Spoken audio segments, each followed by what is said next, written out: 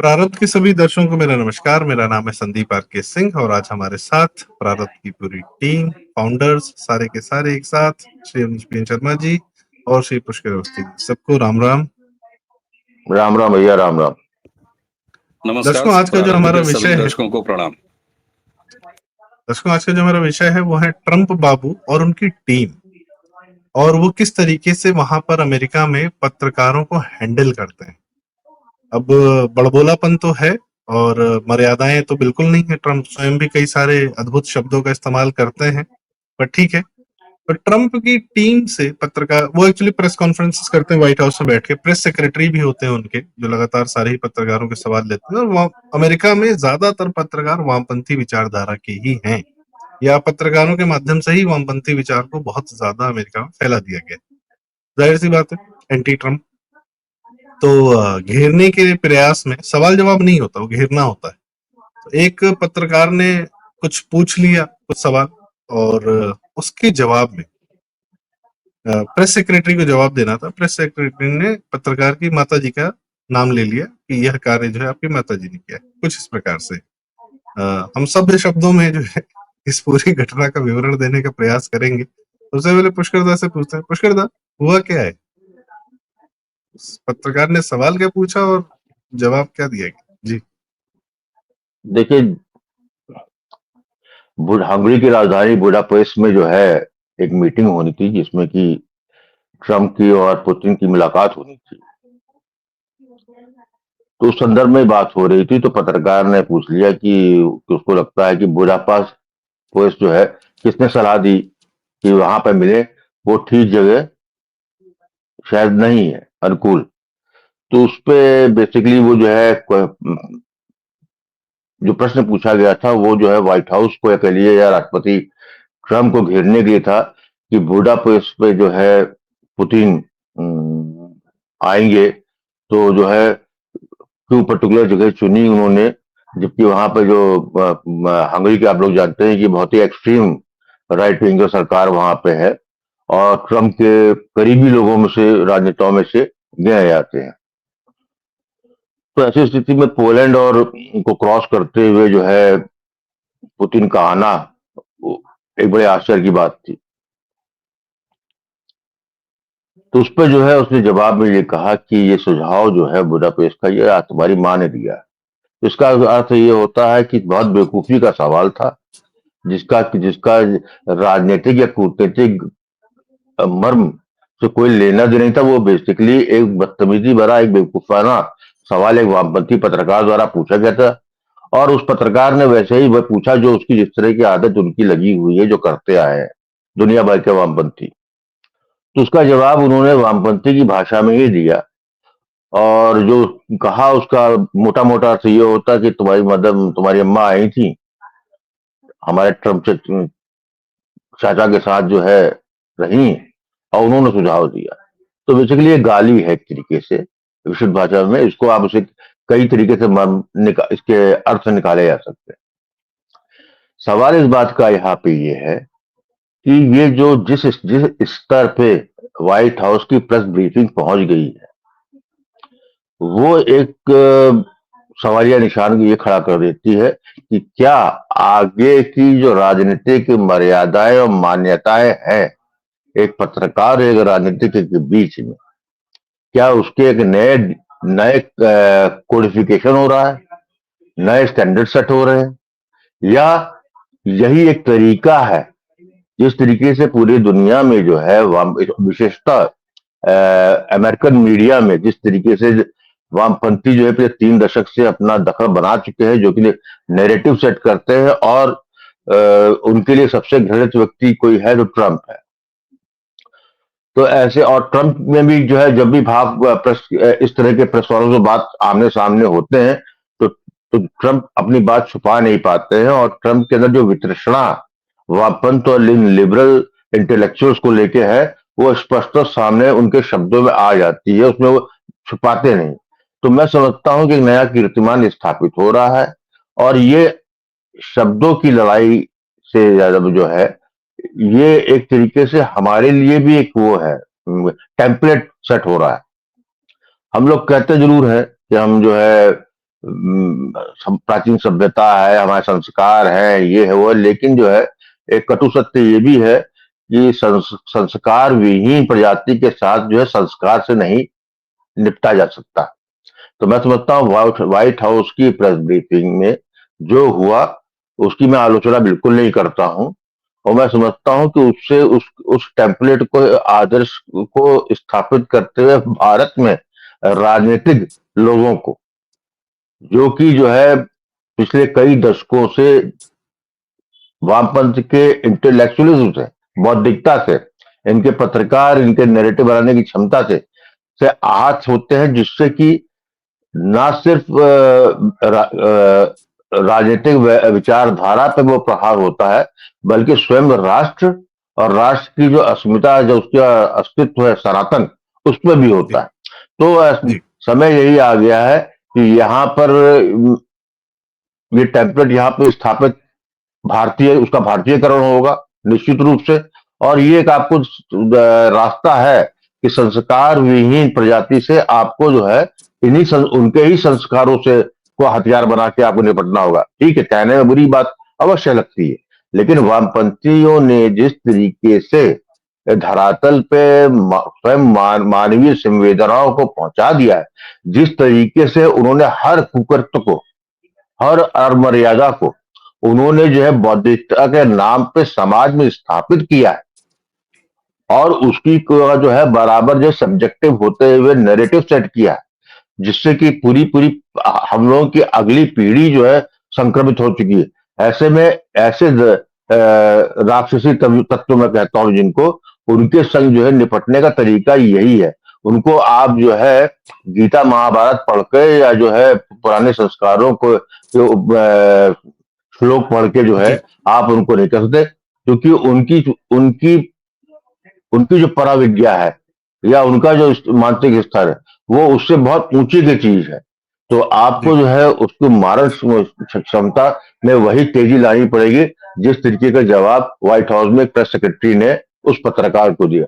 जी जी बड़ी सही बात आपने कही कि और ये सिमिलर बात जो है मोदी जी ने अपने संसद में एक स्पीच में भी कही थी कि इकोसिस्टम का जवाब उसको उसी भाषा में दिया जाना चाहिए। और ऑफ कोर्स वामपंथी पत्रकार इकोसिस्टम कैसा है वो हम सब जानते हैं, भारत में भी है। अभी कुछ दिन पहले एक चाइना से पैसा पाया हुआ पत्रकार और जिंदगी भर दिल्ली के लुटियन सर्कल में मतलब बहुत बड़ा नाम रहा, फ्रंट लाइन में जैसी मैगजीन में लिखता रहा, प्रणन जॉय गुहा ठाकुर था। वो अभी इलेक्शन कमीशन के प्रेस कॉन्फ्रेंस में भी ऐसे ही बदतमीजी कर रहा था, लहरा लहरा के सवाल पूछ रहा था और अजीबोगरीब तरीके से लोडेड सवाल पूछ रहा था, जिसका जवाब भी दिया गया। पर उसने अपनी वीडियो क्लिप बनवा ली, वायरल करा दी कि हमने तो बहुत बड़ा कुछ सवाल पूछ लिया है, कुछ क्या ही उखाड़ दिया। तो ये कमी हमारे यहाँ भी नहीं है। नहीं सर, ऐसे वामपंथी पत्रकार तो हमारे यहाँ भी भरे पड़े हैं और इस समय तो जो यूट्यूब पे चले गए हैं, पहले संपादक हुआ करते थे लोग टीवी पे, आज की डेट में यूट्यूब पे चले गए हैं 10-15, तो इस समय अमेरिका में ही बैठ के ट्रेनिंग ले रहे हैं 1 महीने से, रवीश कुमार, अभय दुबे और पता नहीं कौन कौन। तो ये भारतीय पत्रकारों का जो दम है कि हम तय करते हैं सर नेता कौन बनेगा या उसकी छवि क्या होगी क्या नहीं होगी, इनका इलाज यही है क्या? नहीं सर। बिल्कुल, इसके इलाज पे आए इससे पहले जरा सा फैक्चुअली देख लीजिए हुआ क्या है। दरअसल प्रेस सेक्रेटरी कैरोलाइन जो है, इन्होंने ये सब कुछ एपिसोड होने के बाद एक लंबी सी पोस्ट लिखी है सोशल मीडिया पे, और वहां उन्होंने पहचान बिल्कुल साफ किया। उन्होंने कहा ये कोई जर्नलिस्ट नहीं जिसके साथ ये सब कुछ हुआ है और जिसकी बदतमीजी के बाद हुआ है। कैरोलाइन ने खुद लिखा है कि ये कोई जर्नलिस्ट है ही नहीं है, ये दरअसल एक लेफ्टिस्ट एक्टिविस्ट है, वामपंथी एक्टिविस्ट है। तो जिस तरीके से ये घुसते हैं और इनके इकोसिस्टम में, आपने भारत में देखा होगा ना, राजनीतिक विश्लेषक, वरिष्ठ लेखक, ये वो पैकेजिंग है। प्रगतिशील लेखक संघ के जब तक आप लाल पर्ची नहीं कटाएंगे तब तक आप भारत में साहित्यकार नहीं हो सकते, आपको रचना कर्मी नहीं। तो इनकी पैकेजिंग बड़ी शानदार होती है। ये कवि होते हैं, लिखेंगे वैचारिक नारा, आप कहेंगे गहरे ससुर ये क्या है, ये तो कविता नहीं लग रही है, तो बोले नहीं ये नई कविता है। तो ये इस तरीके से करते हैं। रही बात इनके स्त्री विमर्श की, अभी चूंकि कैरोलाइन ने सीधे माँ पर कह दिया और बिल्कुल यथोचित कहा, वो रूपक है कि तुम्हारी माँ ने फिक्स किया था ये जगह। हालांकि उसके पीछे भी आप देखिए ये कितने स्मार्ट और कितने श्रूड और सातित तरीके से काम करते हैं। उस वामपंथी एक्टिविस्ट ने जब प्रेस सेक्रेटरी से ये सवाल पूछा तो उसका एग्जैक्ट वो लाइन क्या थी? उसका लाइन था कि क्या बुडापेस्ट का मतलब, अर्थ, महत्व ट्रम्प समझते भी हैं? और ऐसा इसने क्यों कहा? आप सोचिए 1994 से इसका होमवर्क चल रहा था। ये कितने शातित तरीके से काम करते हैं। दरअसल हुआ क्या था, 1994 में उसी वोडा पेस्ट में पुतिन पहुंचे थे और पुतिन ने वहां पर ये स्टेटमेंट दिया था कि अगर यूक्रेन अपने न्यूक्लियर एसेट्स खत्म कर दे तो रशिया कभी भी यूक्रेन की जमीन पर कब्जा नहीं करेगा या जमीन पर कोई ऐसा एक्टिविटी नहीं करेगा। आप सोचिए 1994 में पुतिन ने कहा था उसी बुडापेस्ट में। उसके बाद समय बीता, रसिया ने एक्शन लिया यूक्रेन पे और अब सबको पता है कि व्हीट बेल्ट जो वहां की है जिसमें रशियन आबादी, रशियन बोलने वाले हैं, वो पुतिन ले चुके हैं। अब बाकी की लड़ाई चल रही है। तो आप सोचिए 1994 की उस घटना से बौद्धिक दंभ कितना भरा हुआ है ये ट्रम्प के ऊपर, जो कि एक यूएस नेशनलिस्ट नेता माना जाता है, उसकी समझदारी पर वो वामपंथी एक्टिविस्ट सवाल उठा रहा है कि साहब क्या बुडापेस्ट में मिलने का मतलब समझते भी हैं ट्रम्प? ये उसी तरह का है कि मोदी को अंग्रेजी बोलने आती भी है। मोदी बिना टेलीप्रॉम्प्टर के बोल भी सकते हैं। इस देश में या पूरी दुनिया में बौद्धिक काम का ठेका तो केवल लाल चड्डी ने ही लिया है। इसीलिए मैंने शुरुआत में कहा कि अगर आप प्रगतिशील लेखक संघ के पर्ची कटाए हुए अगर गिरोहबाज नहीं है तो आप लेखक नहीं है, कभी नहीं है।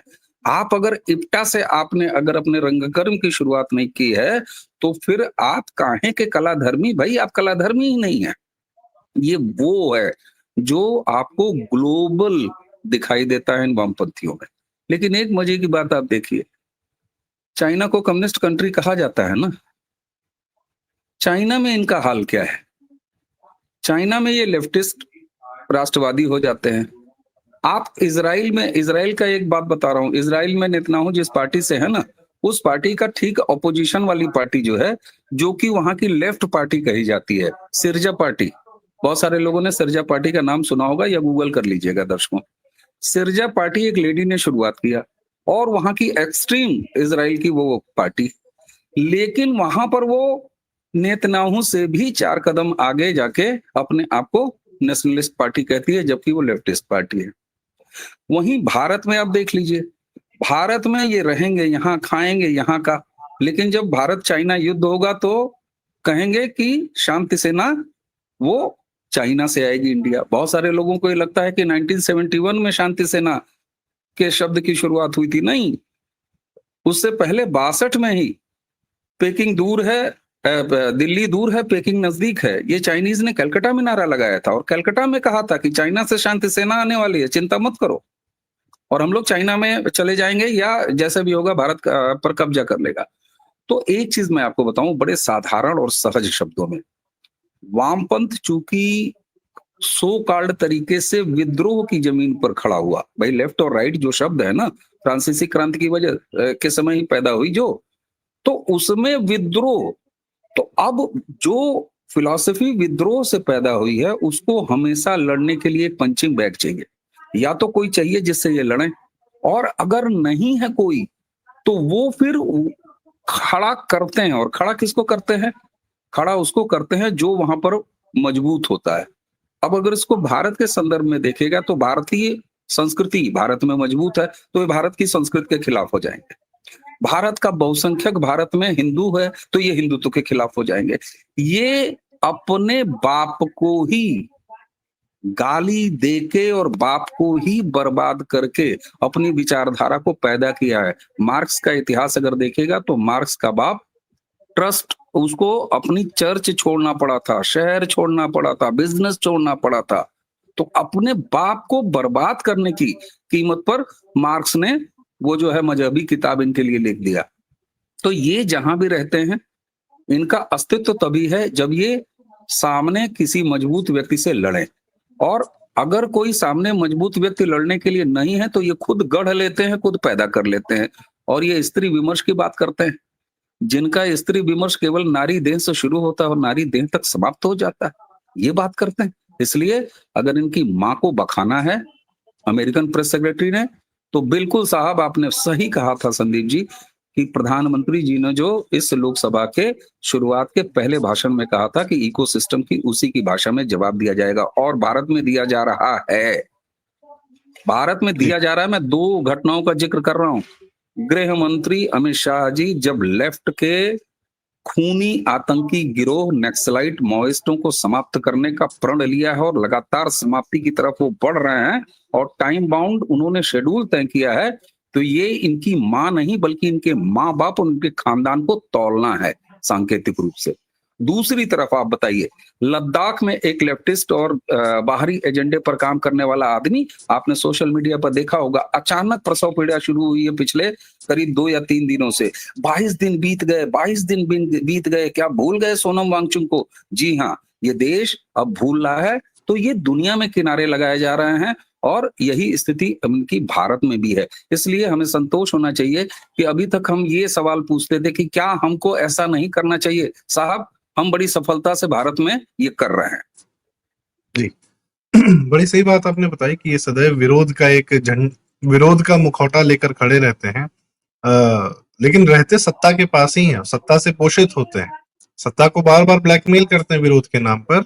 जैसे ऑफ कोर्स सबको पता है कि इंदिरा गांधी ने कम्युनिस्टों को कैसे पाला, सोनिया गांधी ने कम्युनिस्टों को कैसे पाला, बाकायदा पहले कार्यकाल में तो उनसे समर्थन लेकर सरकार बनाई।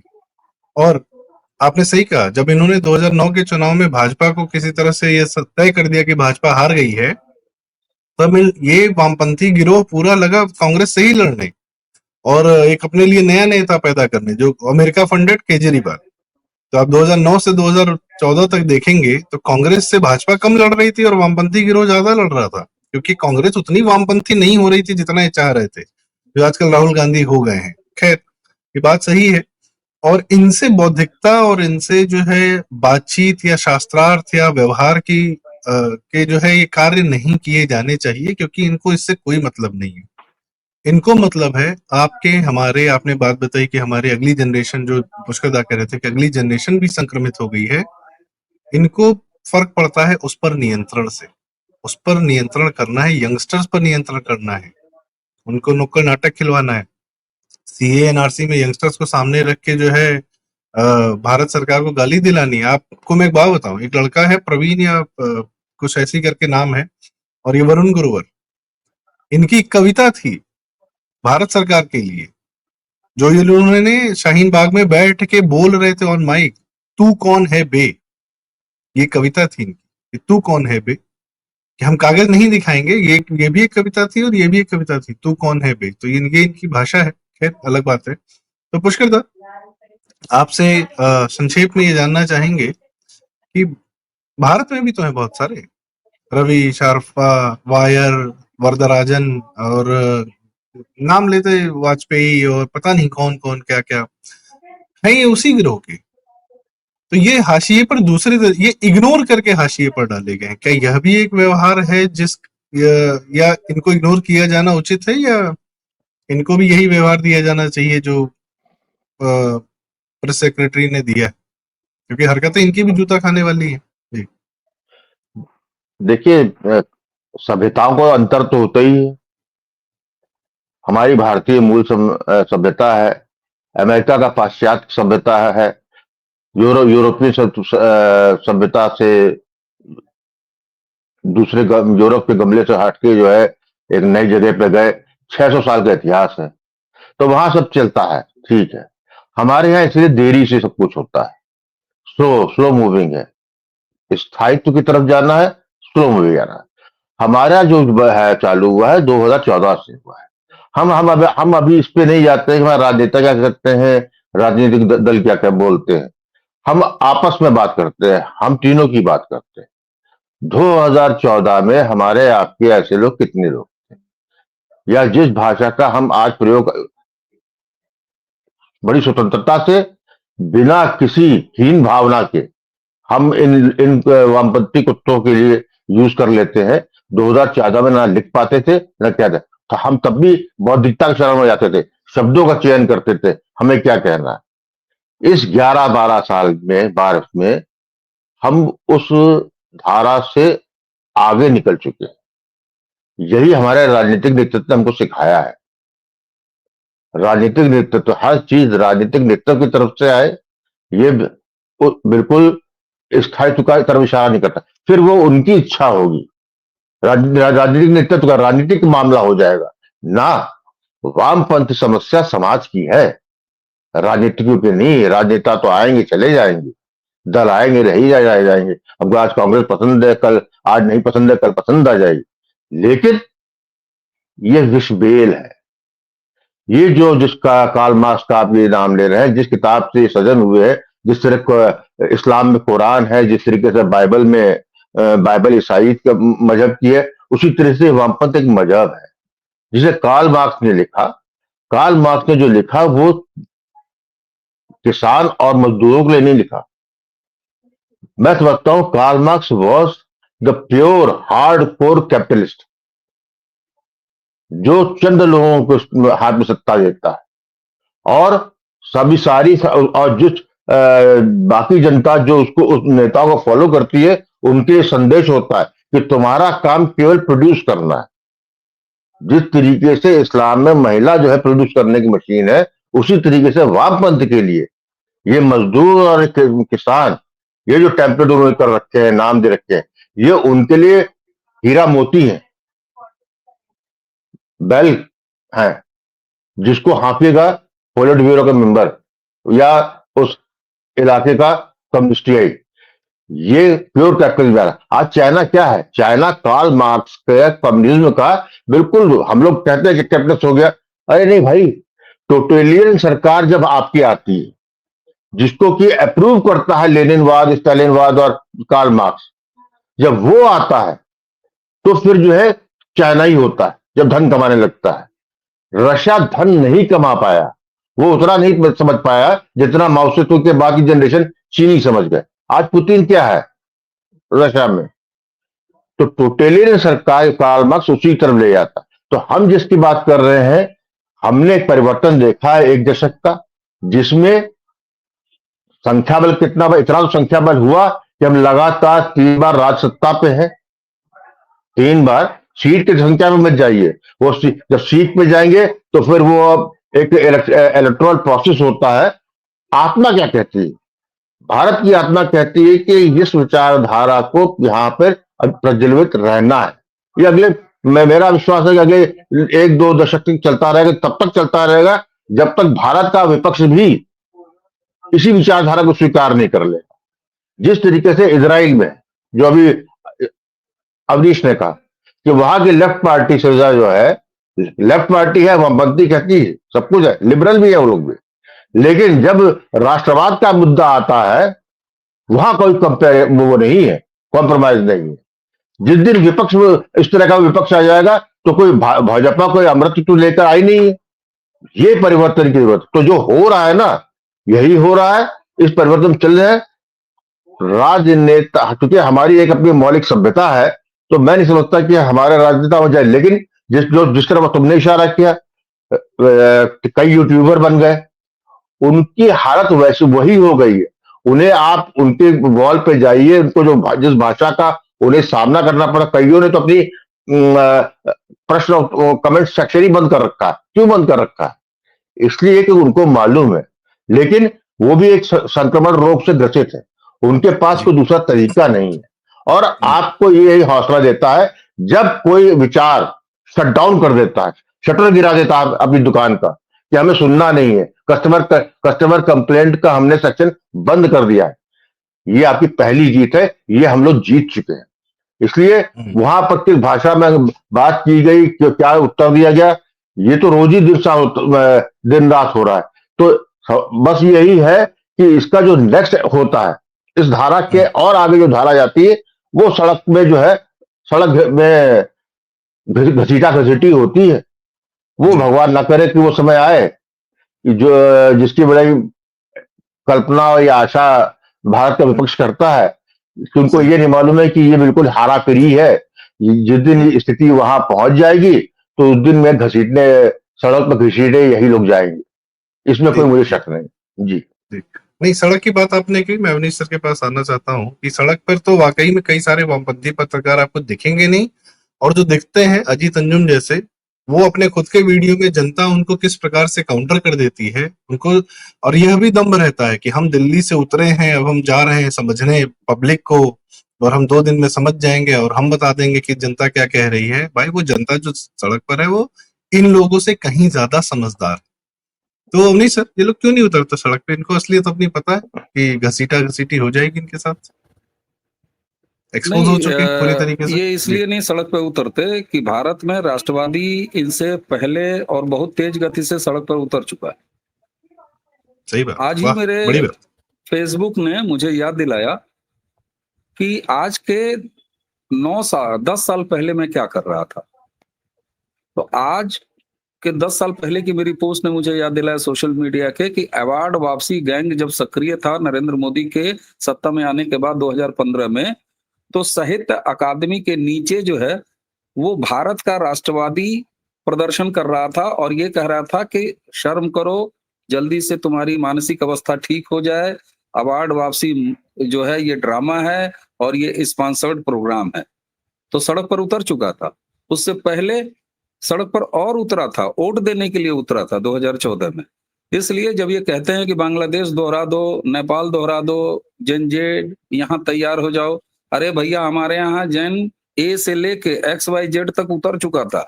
और वो जैसा पुष्कर दा ने अभी कहा ना कि भाई हमारा संस्कार दूसरा है, तो हम मुँह से नहीं बोलते, हम अपने काम से बोलते हैं। इकोसिस्टम को इकोसिस्टम की भाषा में जवाब दिया जाएगा। प्रधानमंत्री ने कहा और आपके गृह मंत्री क्या कर रहे हैं? जवाब दे रहे हैं। कई जेल में गए, कई जेल से निकलने के बाद निपट गए, स्वाभाविक चले गए, ठीक है।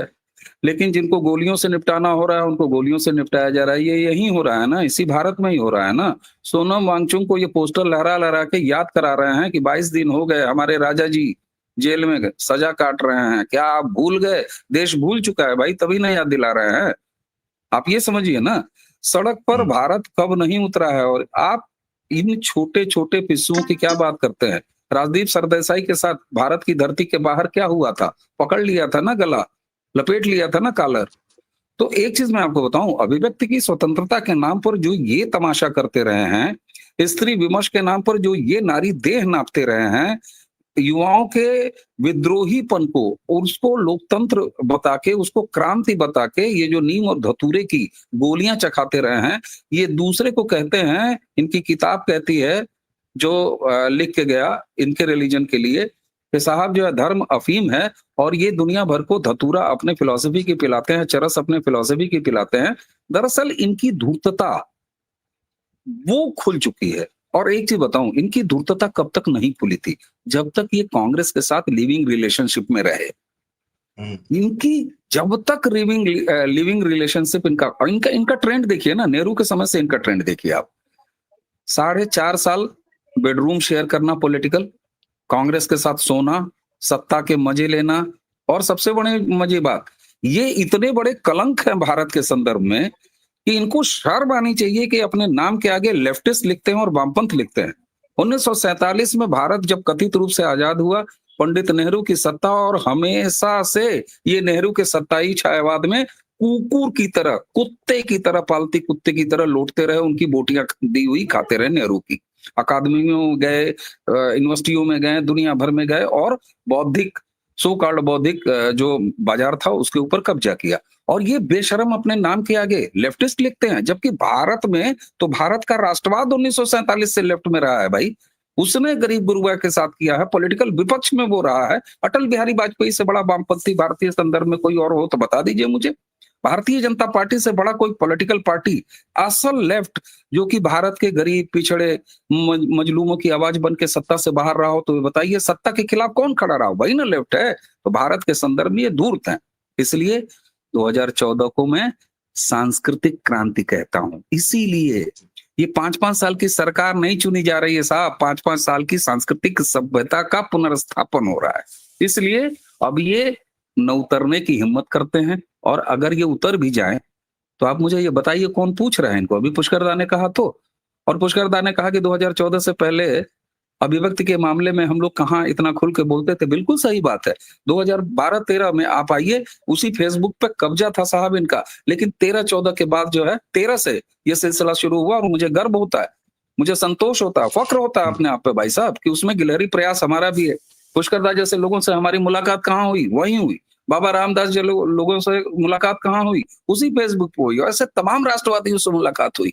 उसके बाद साहब ये लतेड़े गए, खदेड़े गए, और आज ये बेशर्म अभिव्यक्ति की स्वतंत्रता का जाप करते हैं और अपनी बालों को बंद करके बुर्का पहने हुए बैठे हुए हैं। तो यही हाल है, सब आनंद लीजिए। वहां भी माँ तौली जा रही है इनकी, यहाँ भी माँ तौली जाएगी, और अपनी माँ के प्रति असम्मान प्रगटीकरण के लिए ये खुद जिम्मेदार हैं। ये वो नालायक औलादे हैं वैचारिक जो अपनी माँ को बेइज्जत कराते हैं।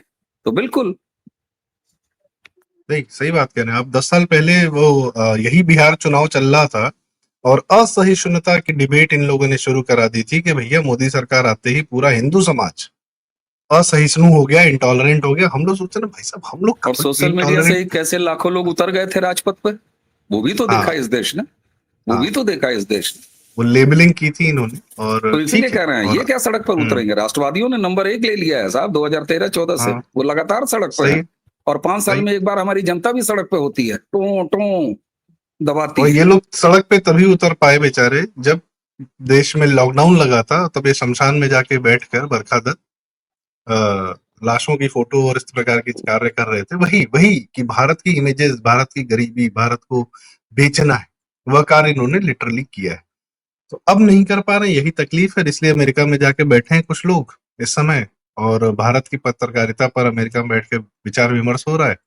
देखिए आगे क्या क्या देखने को मिलता है। तो पुष्कर दा बहुत बहुत धन्यवाद, अवनीश बहुत बहुत धन्यवाद। बहुत एक छोटी सी घटना जो व्हाइट हाउस में हुई, उसके माध्यम से वही चीजें जब हमारे यहाँ भी दिखती हैं, हम अपने यहाँ को भी समझने का प्रयास करते हैं, और इसीलिए आज ये चर्चा की गई। दर्शकों, आपको ये चर्चा कैसी लगी? इसके लिए अपनी कमेंट्स हमें राय में जरूर बताएं, अपनी राय जो है हमें कमेंट्स में जरूर बताएं।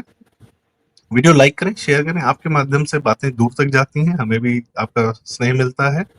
और चैनल जरूर सब्सक्राइब करें। प्रारंभ। बहुत बहुत धन्यवाद। जय श्री राम। जय जय प्रणाम। राम राम भैया, राम राम।